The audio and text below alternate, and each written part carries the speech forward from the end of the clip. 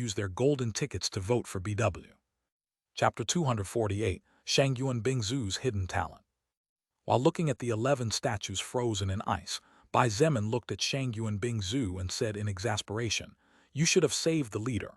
That bald guy maybe knew more than the rest." She shrugged and said calmly, "You never pointed out which one. I didn't like his voice and eyes, so I froze him to death." The corner of Bai Zemin's mouth twitched a couple of times when he heard this kind of reply. If it was in the past, when the two of them had just met, he would no doubt have been angry with her.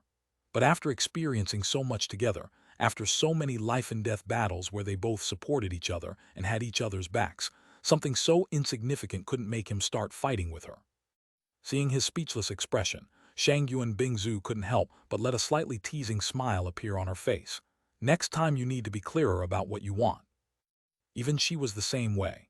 She was gradually beginning to smile more regularly, her words were softer, and her attitude when she talked with him was no longer so stiff. At the very least, it was obvious that she unconsciously felt more comfortable than in the past when all the two of them did was argue over anything they disagreed on. Bai Zemin was a little surprised by her smile, but soon couldn't help but shake his head when he heard her words. He really wanted to cry but had no tears to shed. Even though he knew she did it on purpose, the loss wasn't great in any case. "Forget it." He waved his hand and said calmly, "Just make sure you get all the information you can from that scum." Then, under everyone's gaze, he went back to eating as if nothing had happened. "Whoa, big sister, you are so powerful." Xiang Feng looked at Shang Yuan Bingzu with starry eyes. Every time she looked at the ice statues, she seemed enchanted by the appearance of the 11 lost lives, as if instead of death each statue represented something incredible and wonderful. Nangongyi whispered softly, his tone of voice was quite strange as was his expression. Could it be that all the little children are so impressive? He naturally knew Luo Ning, the 9-year-old little girl who not only wielded a sharp-boned sword forged by Bai Zemin, but was also able to summon a strange creature that had the ability to mingle with the surrounding shadows. Luo Ning killed zombies and other mutant beasts when they appeared as if she was playing dolls. Now Xiang Feng was delighted rather than frightened at the death of 11 people. Even if the way they died was not horrifying thanks to Shang Yuan Bingzu's skill, death was death after all. Perhaps, as immature children, it's easier for them to adapt to the world and accept the new rules of the jungle more easily than it is for us adults. Nangong Linxin sighed gently and looked at Xiang Feng with a complicated smile. Although it was good for this little girl to grasp the reality sooner rather than later, as this would give her a better life and higher her chances of survival in this chaotic world, it still left a somewhat bitter taste in her mouth. At the age of 10, Xiang Feng was supposed to be enjoying a warm home,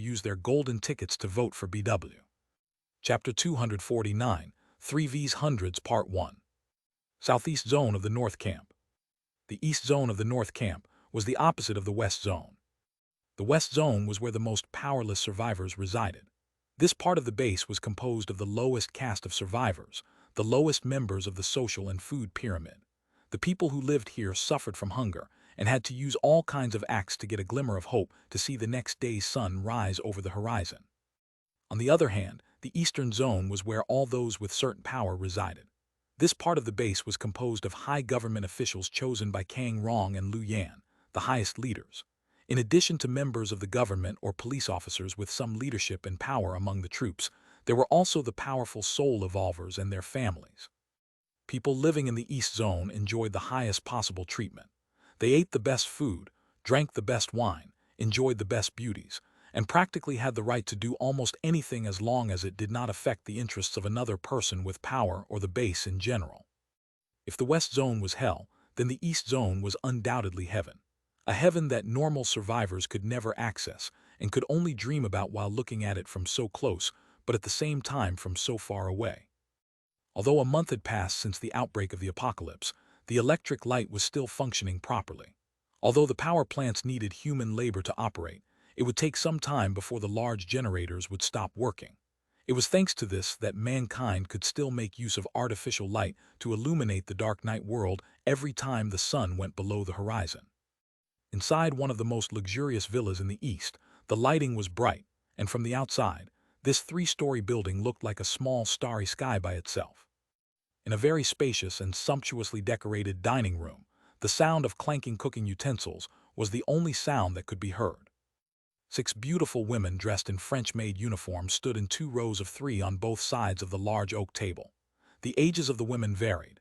There were teenagers, there were young adults, there were mature women, there was even one who was well past middle age but clearly kept in condition, and except for slight wrinkles at the corner of her eyes, her beauty was intact. Petite bodies, curvaceous bodies, explosive bodies, innocent faces, cold faces, kind faces, charming faces, etc. All 6 women enjoyed their own styles, but they were all naturally beautiful. They were definitely among the most beautiful in the base. It was precisely for this reason that they managed to work in a place like this despite not having any backup or strength to lean on. The 6 women looked at the dishes on the table with some desire in their eyes. Although they were better off than most of the survivors at the base, enjoying meals like the ones they were looking at right now was absolutely impossible. There was fried rice, rice with soy sauce, baked chicken, mutant beast meat, smoked fish, even 2 large bottles of Sprite and Coke.